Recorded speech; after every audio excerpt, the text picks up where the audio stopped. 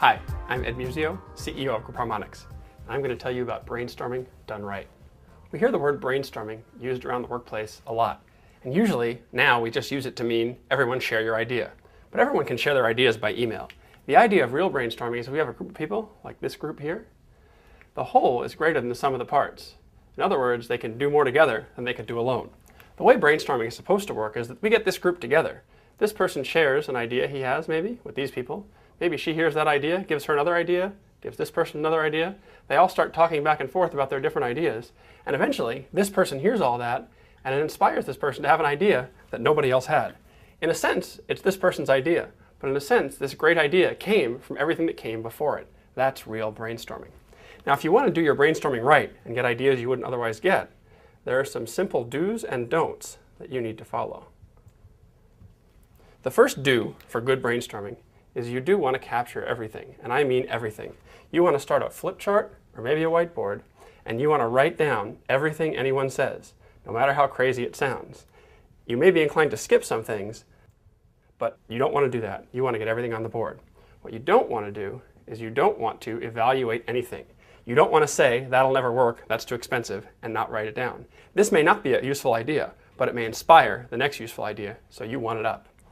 Now, the next thing you want to do in good brainstorming is you want to encourage participation. It's perfectly valid to turn to someone and say, Frank, I haven't heard from you in a while. Do you have any new ideas? Maybe Frank has something he's been thinking about.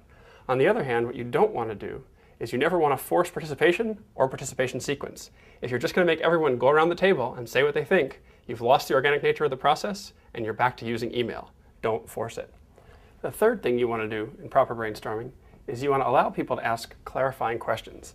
Let's say, for example, that you said your idea was to change the business process. I might ask you, do you mean the accounting business process or do you mean the customer service business process? That's a clarifying question. I'm trying to understand what your idea really is. What we never want to do is we never want to allow anyone to ask judging questions. It wouldn't be appropriate for me to say to you, how can you possibly think that would work? That's a judging question. It's really a secret way of just evaluating, and it's too soon in the process for evaluating.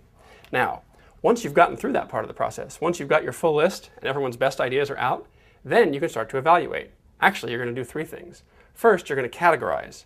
You're going to find like items, and you're going to group them together so you can reduce the number of things you have to study. Then, you're going to reduce. You're going to go through and find the things that just won't work, you know they're not feasible, and you're going to take them off the list.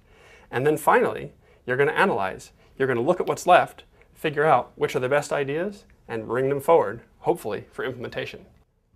So the next time you have a group of people and you need a great idea, do your brainstorming right. Capture everything everyone says, encourage participation, and make sure you allow clarifying questions. But don't evaluate anything too soon in the process. Don't force people to participate or their order, and don't ask judging questions. Once you've got your list together, then you can categorize, reduce, and analyze what you have. And hopefully what you'll find there will include your next great idea.